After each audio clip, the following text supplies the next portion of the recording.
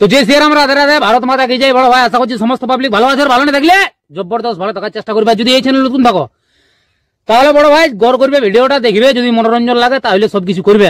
তো পরিষ্কার গল্প। তো কাকা তুমি ইন্ট্রো লাগাও, সেই লেভেলের video. Namaskar. Welcome to my YouTube channel, Vivek Status Editing. please one like and one comment. Please support and share your friends. Review.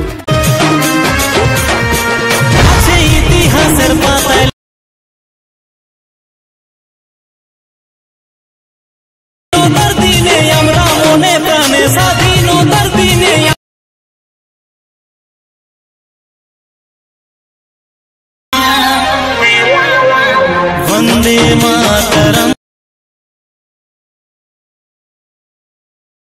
Vande Mataram, मातरम।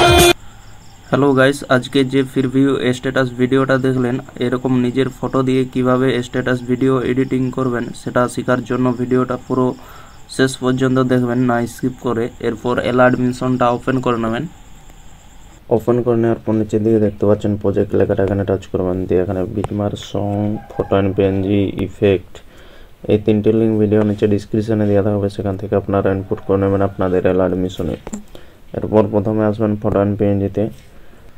আসার পর এখানে টাচ করবেন, দিয়ে এখানে সিলেক্ট অল লেয়ার্স লেখাতে টাচ করে সিলেক্ট অল লেয়ার্স করে নেবেন। দিয়ে আবার এখানে টাচ করবেন, দিয়ে এখানে কপি কোডি লেয়ার্স লেখাতে টাচ করে কপি করে নেবেন। এরপর ব্যাকে চলে যাবেন। ব্যাকে যাওয়ার পর এখানে বিটমার্ক সঙ্গে আসবেন। আসার পর এখানে টাচ করবেন, দিয়ে এখানে পেস্ট কোডি লেয়ার্স লেখাতে টাচ করে পেস্ট করে দেবেন। ফটো অ্যান্ড পিএনজি সিলেক্ট হয়ে যাবে, দেখতে পাচ্ছেন। এরপর ইফেক্ট আনবো, ইফেক্ট আনার জন্য ব্যাকে চলে যাবেন। ব্যাকে যাওয়ার পর এখানে ইফেক্টে আসবেন। ইফেক্টে আসার পর এখানে ইফেক্ট কপি করে নেবেন। কপি করার জন্য এখানে ছবির মধ্যে টাচ করবেন, দিয়ে নিচে ডান দিকের কোণায় দেখতে পাচ্ছেন ইফেক্ট লেখাটা, এখানে টাচ করবেন। এরপর নিচে বাঁ দিকে দেখতে পাচ্ছেন থ্রি ডট, এখানে টাচ করবেন। দিয়ে এখানে কপি ইফেক্ট লেখাতে টাচ করে কপি করে নেবেন। এরপর ব্যাকে চলে যাবেন। ব্যাকে যাওয়ার পরে এখানে বিটমার্কের সঙ্গে আসবেন।